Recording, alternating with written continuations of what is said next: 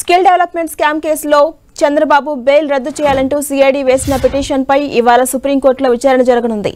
పిటిషన్ను జస్టిస్ బేలా ఎం త్రివేది, జస్టిస్ పంకజ్ మిట్టల్ ధర్మాసనం విచారించబోతోంది. Court number 15లో 53వ ఐటంగా case list అయింది. నవంబర్ 20న చంద్రబాబుకు ఏపీ హైకోర్టు బెయిల్ మంజూరు చేసింది. హైకోర్టు తీర్పును సవాల్ చేస్తూ ఏపీ సిఐడి సుప్రీంకోర్టును ఆశ్రయించింది. చంద్రబాబుకి ఇచ్చిన బెయిల్ను రద్దు చేయాలంటూ పిటిషన్ వేసింది. బెయిల్ పిటిషన్ రద్దు అంశంపై ఇప్పటికే చంద్రబాబుకు సుప్రీంకోర్టు నోటీసులు కూడా జారీ చేసింది. చంద్రబాబు బెయిల్ మంజూరులో తమ వాదనలు, ఆధారాలను హైకోర్టు పరిగణలోకి తీసుకోలేదంటూ సిఐడి పిటిషన్లో పేర్కొంది.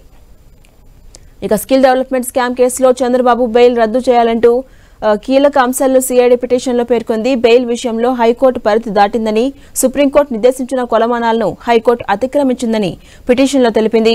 కేసు లోతుల్లోకి వెళ్లి క్లీన్ చిట్ ఇచ్చే ప్రయత్నం చేసిందంటూ సిఐడి ఆరోపించింది.